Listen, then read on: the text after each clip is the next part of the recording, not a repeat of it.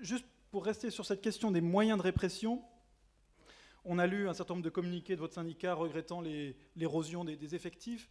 Est-ce que ça impacte concrètement l'efficacité du travail?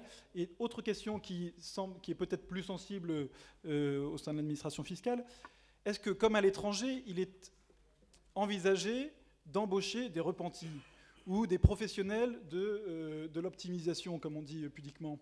Il faut les payer. À ma connaissance, il n'est pas prévu d'engager des repentis.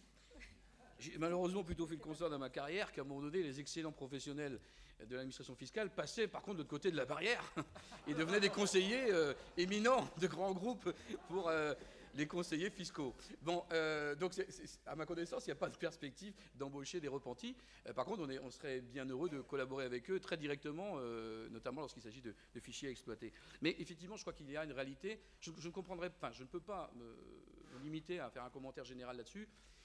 Je ne comprends pas aujourd'hui ce qu'est la réalité des choix des gouvernements en Europe en matière de moyens des administrations fiscales et notamment des moyens personnels. Parce que le commissaire européen chargé de la fiscalité de l'union douanière, M. Kovacs, qui a quitté ses fonctions en 2009, avait rendu un rapport, mais qui reste là, c'est bizarre, celui-là il reste très confidentiel, et qui pour la première fois, à la faveur de 2 enquêtes internes à l'Union européenne, marquait le manque de coopération internationale, le manque d'efficacité pour la lutte contre la fraude fiscale, et en indiquant très clairement qu'il y avait un manque d'effectifs dans les administrations fiscales, un manque de formation. Qui dit formation dit forcément des gens qui, dans un premier temps, doivent se former. Donc il faut du temps aussi, et il faut aussi donc derrière organiser l'efficacité. Et il interpellait le Conseil européen et le Parlement européen sur ces nécessités pour chaque gouvernement de prendre des décisions dans ce sens. Donc déjà, ne serait-ce qu'embaucher des agents du fisc, ça serait une bonne chose. Je prends comme exemple ce qui n'était a priori pas réalisable ailleurs dans la période, nos collègues danois qui étaient confrontés à une logique de suppression de postes comme nous, malheureusement dans notre administration fiscale en France, eh bien, ont réussi à faire entendre raison au nouveau gouvernement qui a été élu en 2012, si je ne m'abuse, en disant stopper cette politique de suppression de postes, parce que nous devons faire du travail. Le Danemark n'est pas caractérisé par un taux de fraude fiscale important, sauf que là, ils commencent à détecter réellement aussi des situations de fraude. Et ils ont dit simplement, pour une couronne danoise versée à un agent du fisc, en face, il y a 16 € qui rentrent dans les caisses de l'État. Nous pouvons faire la même démonstration, comme vous voulez, pour d'autres pays européens.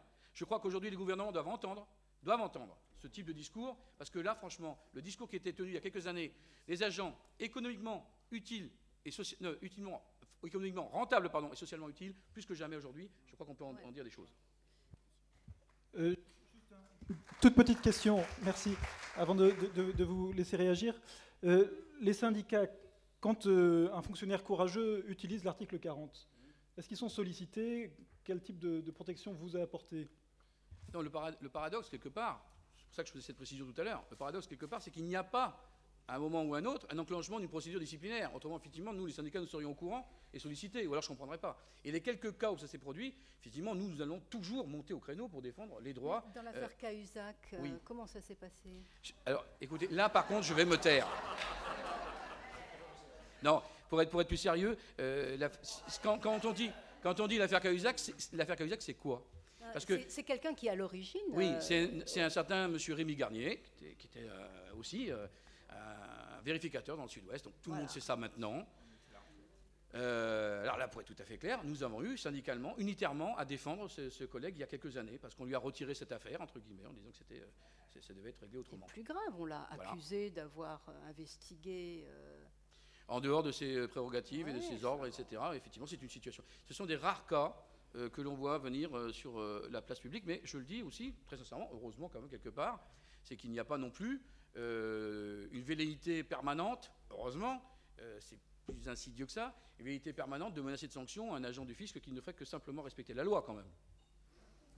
Antoine Peillon, vous voulez revenir sur les moyens de l'administration peut-être? Oui, les moyens, bien sûr, des inspecteurs du fisc et tout ça, mais même chose pour le judiciaire, les magistrats, les pôles financiers des tribunaux de grande instance, et premièrement celui de Paris, la fameuse rue des Italiens, vous le savez, a été entièrement détruit, limité à la stricte portion congrue, certes avec des juges d'instruction extraordinaires, et d'ailleurs médiatisés, mais tant mieux, mais voilà, des moyens qui sont ridicules.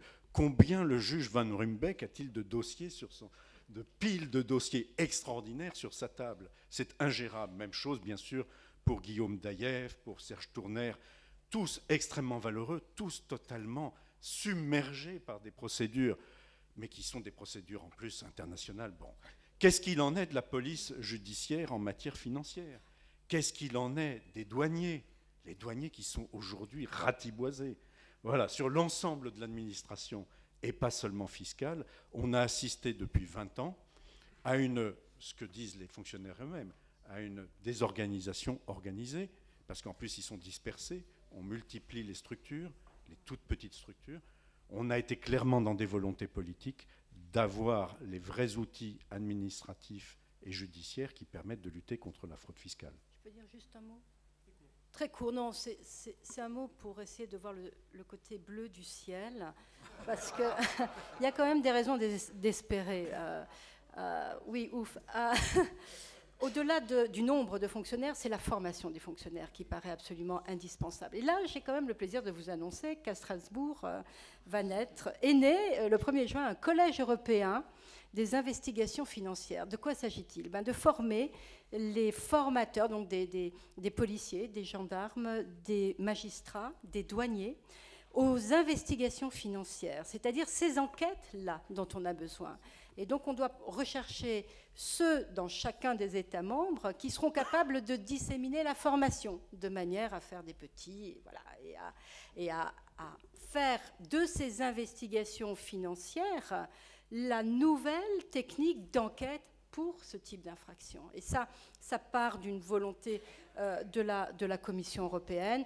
On a réussi à monter ce collège à Strasbourg.